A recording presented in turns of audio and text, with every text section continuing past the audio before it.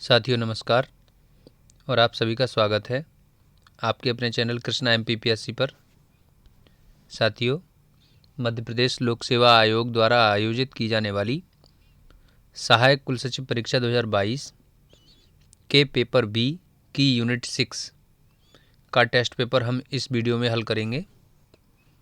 ठीक है, देखते हैं। चलिए, तो यहाँ पहला प्रश्न है, मध्य प्रदेश बजट 2023-24 के संदर्भ में कौन सा कथन असत्य है। ठीक है, देखिए पहला है, पहली बार ई बजट प्रस्तुत किया गया है। यहाँ पर हमें असत्य कथन पूछा है। ठीक है, देखिए मध्य प्रदेश सरकार ने इस बार ई बजट प्रस्तुत किया है। ठीक है, ई बजट को हम क्या कहते हैं? पेपरलेस कहते हैं। ठीक है, पेपरलेस बजट प्रस्तुत किया है। कोई नया कर नहीं प्रस्तावित है। ठीक है, यानी कोई नया कर नहीं लगाया गया है, यानी नो न्यू टैक्स। ठीक है, अगला है, MBBS सीटें घटाकर 3605 से 2055 कर दी गई हैं। अगला है, सिंगरौली में खनन प्रौद्योगिकी विश्वविद्यालय खोला जाएगा। ठीक है, देखिए दोस्तों यहाँ पर क्या है कि MBBS की सीटों को घटाकर 3605 से 2055 कर दिया है, ये बात गलत है। ठीक है, ये नहीं है। यहाँ क्या है एक्चुअली, देखिए जो MBBS की सीटें हैं वे घटाई नहीं हैं बल्कि बढ़ाई गई हैं। ठीक है, तो MBBS की सीटें जो है पिछले बजट के अनुसार 2055 थी। ठीक है, पहले 2055 थी, अब वो बढ़ा करके 3605 कर दी गई हैं। ठीक है, बढ़ा दी गई हैं। ठीक है, याद रखना है ये कि सीटें बढ़ाई गई हैं, है ना। कितनी है? 2055 से 3605 कर दी गई है। ठीक है, अब देखिए एक चीज़ यहाँ पर हम जान लेते हैं। देखिए वित्त मंत्री कौन है? देखिए वित्त मंत्री हमें पता है कौन है, जगदीश देवड़ा। ठीक है, जगदीश देवड़ा। ठीक है, इन्होंने बजट प्रस्तुत किया था। ठीक, इसके अलावा मध्य प्रदेश जो है अब पहला चीता राज्य यानी चीता स्टेट, ठीक है, बन गया है। इसके अलावा इम्पोर्टेंट एक चीज़ यहाँ पर यह है कि 15 साल पुराने जो वाहन हैं, सरकारी वाहन हैं, वे नहीं चलेंगे और इन्हें जो है इनके स्थान पर इलेक्ट्रिक वाहनों की जो है मतलब इस्तेमाल किए जाएंगे, इलेक्ट्रिक वाहन। ठीक है, चलिए आगे देखते हैं। और इसके अलावा बजट के बारे में हम अलग से एक वीडियो बनाएंगे। ठीक है, जल्दी ही, तो उसमें हम 2023-24 के बजट को डिस्कस करेंगे, इम्पोर्टेंट पॉइंट्स को जो कि पेपर में आ सकते हैं। ठीक है, चलिए अगला क्वेश्चन देखते हैं।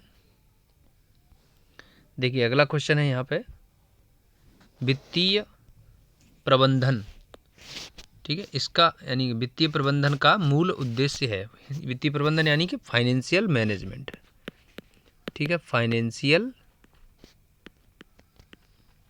मैनेजमेंट। तो अब देखिए इसका मूल उद्देश्य क्या है? लाभ अधिकतमीकरण, धन अधिकतमीकरण, सामाजिक उत्तरदायित्वों का निर्वहन, व्यापार के लिए परिसंपत्तियों का निर्माण। देखिए दोस्तों यहाँ क्या है कि जो वित्तीय प्रबंधन है, फाइनेंशियल मैनेजमेंट है, ठीक है, इसका मामला एक्चुअली ये है धन अधिकतमीकरण से है। ठीक है, जो धन है, जो मनी है, जो कैपिटा है हमारी, तो उसको हम क्या करने वाले हैं? मैक्सिमाइज करने वाले हैं। ठीक है, ज़्यादा से ज़्यादा उसका मतलब हमारा जो धन है वो ज़्यादा से ज़्यादा होता चला जाए, बनता चला जाए। ठीक है, तो ये वित्तीय प्रबंधन का मूल उद्देश्य है। तो देखिए फाइनेंशियल मैनेजमेंट कई तरीके यानी कई प्रकार से किया जाता है, तो उन सभी प्रकारों के करने का उद्देश्य क्या होगा? केवल और केवल कि जो हमारा वेल्थ है, जो कैपिटा है, उसको मैक्सिमाइज करना। ठीक है, चलिए आगे देखते हैं। देखिए अगला प्रश्न है, आधुनिक विचारधारा के अनुसार वित्त प्रबंधन में कौन कौन से निर्णय लिए जाते हैं? ठीक है, देखिए मॉडर्न जो अप्रोच है, ठीक है, modern approach of financial management. ठीक है, देखिए इससे संबंधित हमारा जो वीडियो है उसको आप देख सकते हैं प्लेलिस्ट में जा कर के। ठीक है, यूनिट 6 में प्लेलिस्ट में जा कर के इसका वीडियो देख सकते हैं। तो हाँ, यहाँ पर बात करेंगे आधुनिक विचारधारा के अनुसार वित्त प्रबंधन वित्त प्रबंधन में कौन कौन से निर्णय लिए जाते हैं। देखिए, तो यहाँ पर वित्तीय निर्णय लिए जाते हैं, विनियोग के निर्णय लिए जाते हैं, लाभ का वितरण भी और उपरोक्त सभी। तो यहाँ क्या है कि सभी प्रकार के निर्णय लिए जाते हैं, तो यहाँ आंसर उपरोक्त सभी हो जाएगा। ठीक है, देखिए हमने जो ये वीडियो आपके सामने प्रस्तुत किया है प्लेलिस्ट में जा कर के आप, ठीक है, प्लेलिस्ट में यूनिट 6 को आप देखें। ठीक है, वहाँ पर ये सभी चीज़ें डिस्कस की गई हैं, आधुनिक विचारधारा, परंपरागत विचारधारा, वित्त प्रबंधन क्या है, वित्त प्रबंधन के प्रकार क्या हैं। ठीक है, और इस तरह से वहाँ पर दिया गया है, तो आप उसे देख सकते हैं। ठीक है, चलिए अगला प्रश्न देखते हैं। देखिए यहाँ क्या है, पूंजी संरचना में निश्चित ब्याज वाली प्रतिभूतियों का उपयोग कहलाता है। देखिए पूंजी संरचना में निश्चित ब्याज वाली प्रतिभूति सिक्योरिटीज का उपयोग क्या कहलाता है, वित्तीय उत्तोलन कहलाता है। ठीक है, वित्तीय उत्तोलन। चलिए आगे देखेंगे अगला। देखिए यह है अंतरिम बजट। ठीक है, इंटर्म बजट के संबंध में कौन सा कथन सत्य है।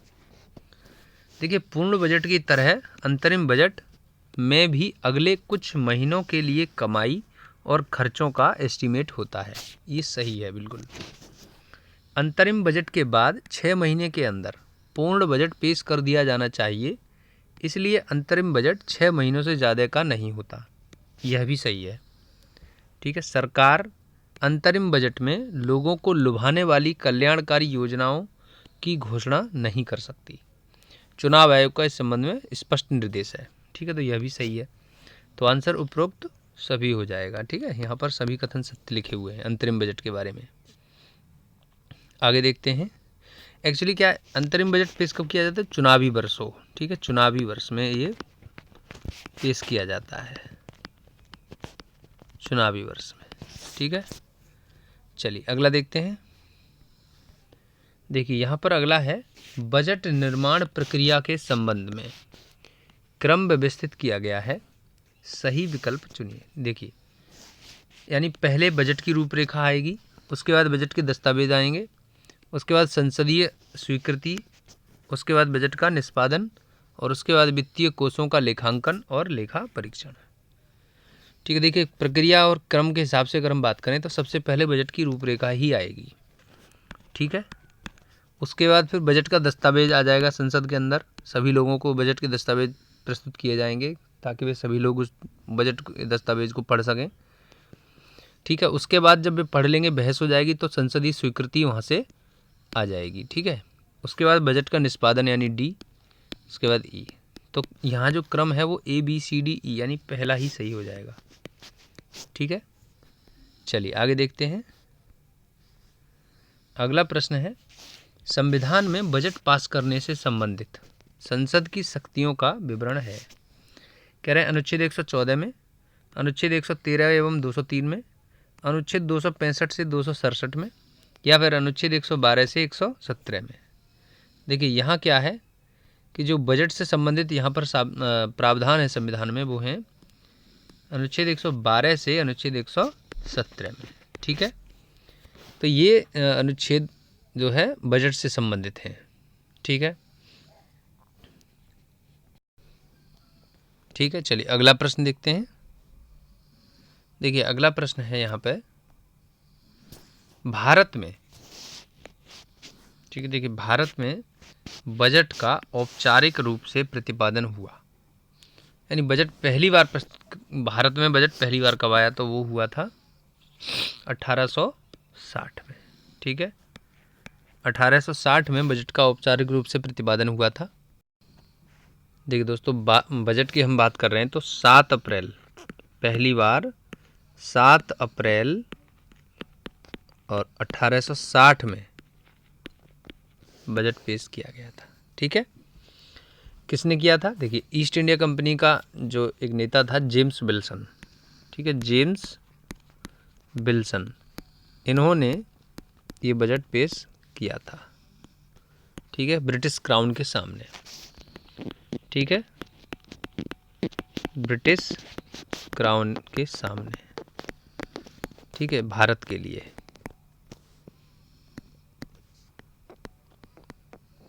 भारत का बजट पेश किया था, ठीक है।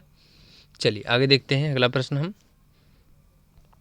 देखिए, कह रहे हैं संसद में अनुदानों की मांगें किसकी सिफारिश पर प्रस्तुत की जाती हैं? ठीक है, देखिए ग्रांट्स की बात कर रहे हैं यहाँ पर, तो ये ग्रांट्स जो है संसद में किसकी सिफारिश पर प्रस्तुत की जाती हैं? ये राष्ट्रपति के, ठीक है, राष्ट्रपति की सिफारिश पर प्रस्तुत की जाती हैं, ठीक है। चलिए आगे देखेंगे अगला। देखिए 10वां प्रश्न है यहाँ पे, मध्य प्रदेश बजट 2023-24 की घोषणा के अनुसार निम्नलिखित को डेवलप किया जाएगा, इस संदर्भ में कौन सा सही सुमेलित नहीं है? देखिए कह रहे सलकनपुर को श्रीदेवी महालोक के मतलब महालोक के हिसाब से डेवलप किया जाएगा, विकसित किया जाएगा, ठीक है, यहाँ पर श्रीदेवी महालोक का डेवलपमेंट किया जाएगा, ठीक है। ऐसे ही सागर में संत रविदास स्मारक बनाया जाएगा, ठीक है।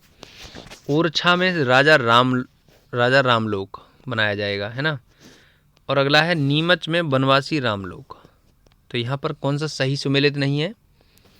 देखिए दोस्तों, यहाँ पर सही नहीं है, वो है नीमच, ठीक है। नीमच में ये बनवासी रामलोक ये नहीं डेवलप किया जाए, मतलब ये गलत है, ये नीमच नहीं है यहाँ पर। यहाँ पर क्या है?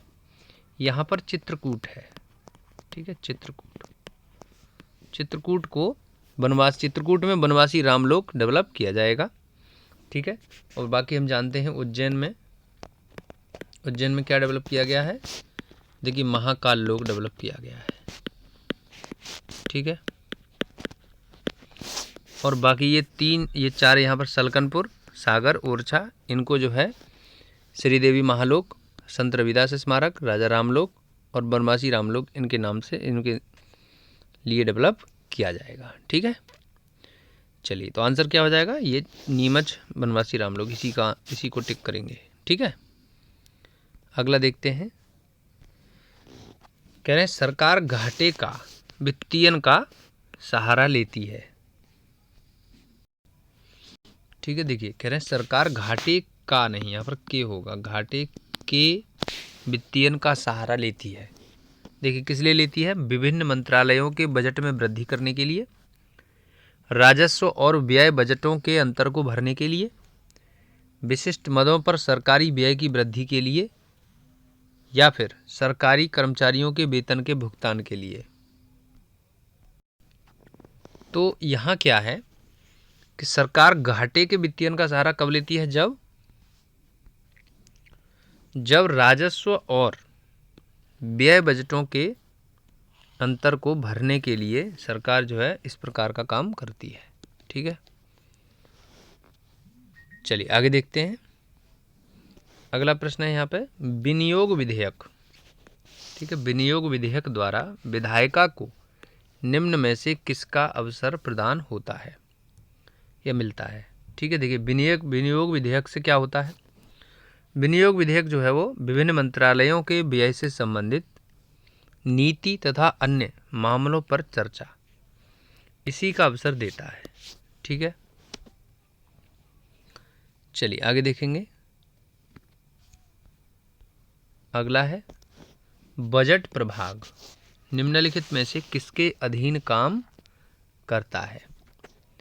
देखिए दोस्तों, बजट प्रभाग जो है वो आर्थिक कार्य विभाग, वित्त मंत्रालय, भारत सरकार के अधीन काम करता है, ठीक है। तो ये सही हो जाएगा तीसरा। अगला देखेंगे बजट अनुमान, बजट एस्टीमेट तैयार करने में निम्न में से कौन सा संबंधित है? तो वित्त मंत्रालय भी है, प्रशासकीय मंत्रालय, नीति आयोग, उपरोक्त सभी, ये सभी जो है वो इसमें शामिल हैं बजट अनुमान तैयार करने में, ठीक है। अगला प्रश्न है निम्न में से कौन सा लेखा परीक्षण के बारे में सही नहीं है। यह सिर्फ व्यय पक्ष तक ही सीमित है। भारत में लेखा परीक्षण केंद्रीय सूची का विषय है। यह खर्च के औचित्य का परीक्षण करता है। यह कार्यपालिका की ओर से किया जाता है। देखिए यहाँ पर क्या है, तो यहाँ पर जो सही कथन नहीं है वो कौन सा है। देखिए दोस्तों, यहाँ पर यह जो सही कथन नहीं है उसके बारे में हम बात करेंगे। तो यह कार्यपालिका की ओर से किया जाता है, ये सही नहीं है। ठीक है, क्योंकि जो ये लेखा परीक्षण है, अकाउंट्स की ऑडिटिंग, ये इसका काम जो है वो कैग के द्वारा किया जाता है और कैग जो है वो संसद के प्रति उत्तरदायी होते हैं। ठीक है, संसद के प्रति उत्तरदायी। और अगर हम बात करें कैग की, तो कैग जो है वो, देखिए कैग जो है वो उच्चतम न्यायालय के यानी सुप्रीम कोर्ट के, है ना, जज, सुप्रीम कोर्ट के जज के समान ही उनके पास जो है वेतन, है ना, होता है। इसके अलावा इनका कार्यकाल जो है वो 6 वर्ष निर्धारित है। ठीक है, लेकिन बाद में जो है ये कहा गया कि और अधिकतम आयु जो है वो 65 वर्ष होगी। ठीक है, तो ये चीज़ है। और अगर हम ये कहें कि कैग जो होते हैं वो किसके सामने शपथ लेते हैं, तो वो राष्ट्रपति के सामने शपथ लेते हैं अपने कार्य की, पद एवं गोपनीयता की। ठीक है, राष्ट्रपति के सामने शपथ लेते हैं। ठीक है, ये चीज़ है। चलिए आगे देखते हैं अगला। देखिए कह रहे हैं भारत की संचित निधि पर प्रभावित व्यय। ठीक है, देखिए भारत की संचित निधि का जो प्रावधान है वह संविधान में अनुच्छेद 266 में किया गया है। ठीक है, तो इसके बारे में बात करते हैं। प्रभावित व्यय संसद में पारित होने हेतु प्रस्तुत नहीं किया जाता है, राज्यसभा में पारित हेतु प्रस्तुत नहीं किया जाता है, राष्ट्रपति की स्वीकृति हेतु प्रस्तुत नहीं किया जाता है, या फिर संसद में मतदान हेतु प्रस्तुत नहीं किया जाता है। तो देखिए दोस्तों, यहाँ क्या है कि जो भारत की संचित निधि है, ठीक है, इस पर संसद बहस कर सकती है। ठीक है, लेकिन मतदान इस पर नहीं किया जाता है। ठीक है, तो आंसर हो जाएगा संसद में मतदान हेतु प्रस्तुत नहीं किया जाता है। ठीक है, तो अनुच्छेद आर्टिकल 266, ठीक है, इसमें संचित निधि का प्रावधान है।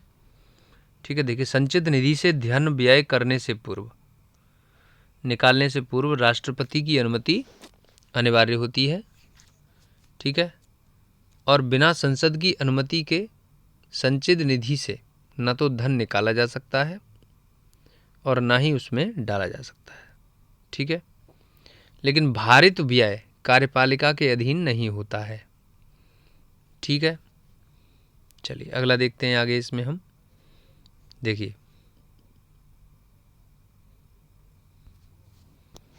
यहाँ है, निम्न में से कौन यह दर्शाता है कि शासकीय उधारी का कितना अंश ब्याज लौटाने के अलावा अन्य खर्च पूरा करने पर व्यय हो रहा है। ठीक है, तो यह होता है प्राथमिक घाटा। ठीक है, इसे हम प्राइमरी डेफिसिट बोलते हैं। ठीक है, चलिए देखिए अगला प्रश्न है, मध्य प्रदेश भंडार क्रय तथा सेवा उपार्जन नियम, ठीक है, 2015 में आया था, को लागू करने का उद्देश्य है।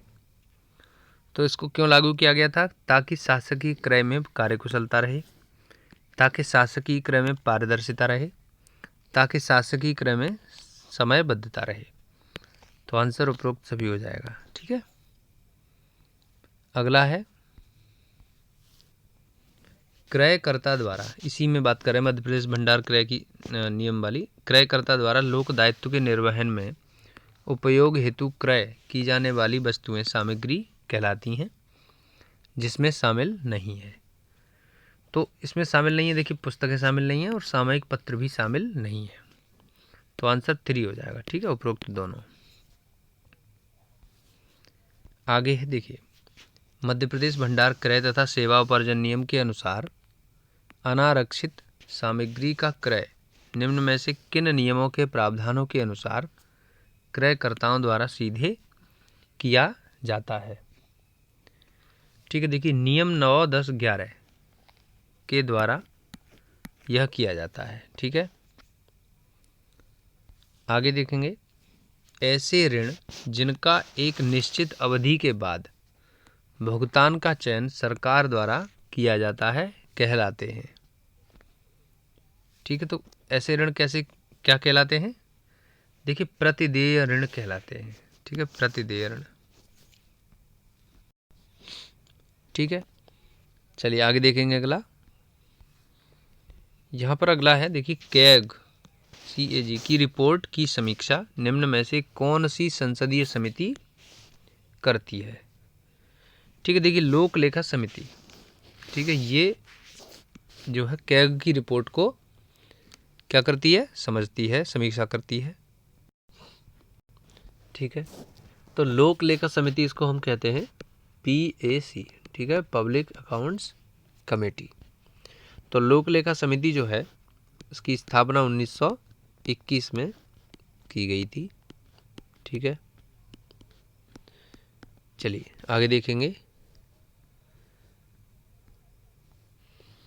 देखिए कह रहे हैं मध्य प्रदेश राज्य वित्त आयोग के दूसरे अध्यक्ष कौन थे? देखिए दोस्तों, मध्य प्रदेश राज्य वित्त आयोग के दूसरे अध्यक्ष थे डॉक्टर SS सिसोदिया। ठीक है, पहले भी यही थे डॉक्टर SS सिसोदिया, दूसरे भी डॉक्टर SS सिसोदिया थे, और तीसरे शीतला सहाय थे। ठीक है, शीतला सहाय। ठीक है, चौथे जो हैं वो डॉक्टर हिम्मत सिंह कोठारी। ठीक है, चौथे नंबर के डॉक्टर हिम्मत सिंह कोठारी, और 5वें नंबर के भी यही हैं। ठीक है, तो ये याद रखने की बात है।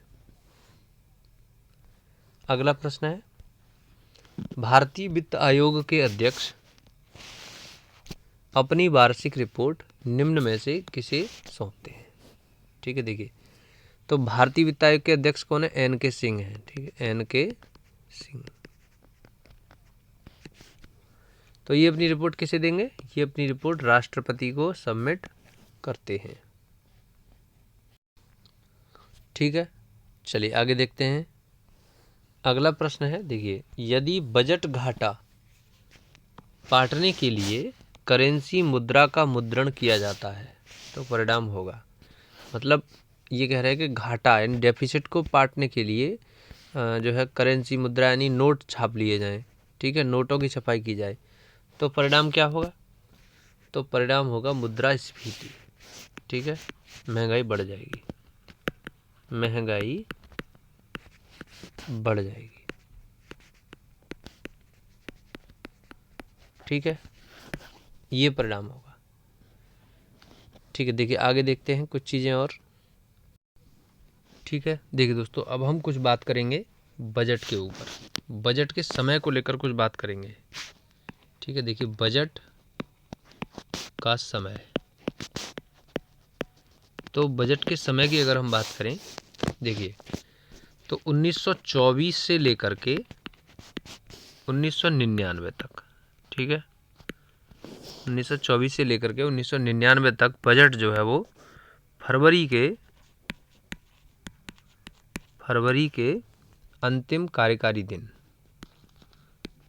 ठीक है, फरवरी के अंतिम कार्यकारी दिन को पेश किया जाता था। ठीक है, और यह प्रथा जो है वो 1924 में किसने प्रारंभ की थी? सर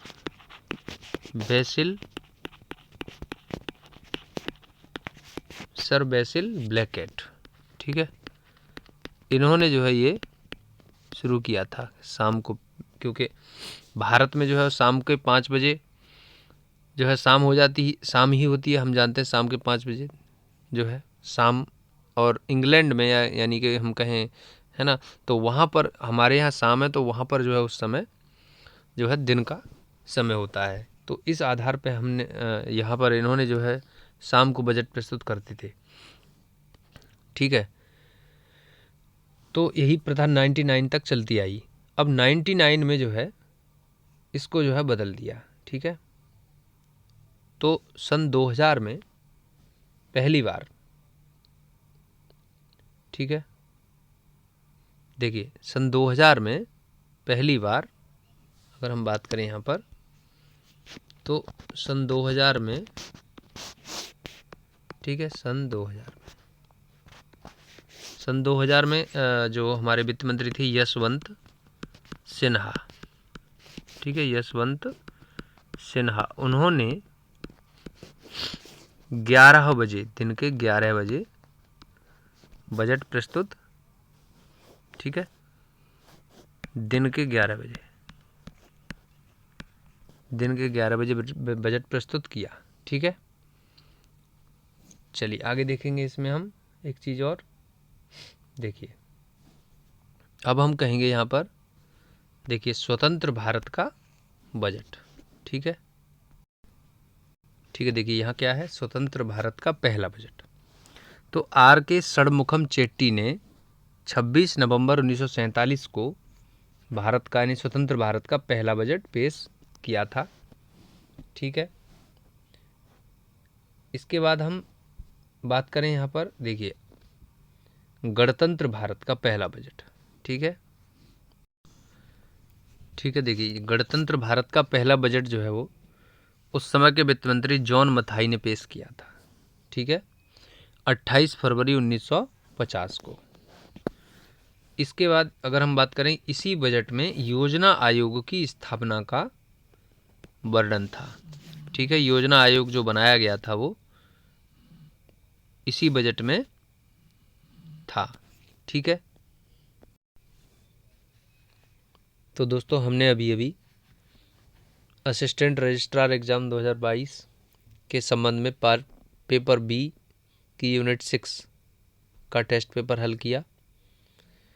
तो यदि आपको ये वीडियो अच्छा लगा है, हेल्पफुल लगा है, तो इसे लाइक करें, शेयर करें, कमेंट करें, और यदि आप चैनल पर नए हैं तो इसे सब्सक्राइब कर लें, बेल आइकन प्रेस कर लें, ताकि आने वाले सभी वीडियोज़ आपको मिल सकें। जल्दी ही मिलते हैं अगली यूनिट के टेस्ट पेपर के साथ। तब तक के लिए नमस्कार।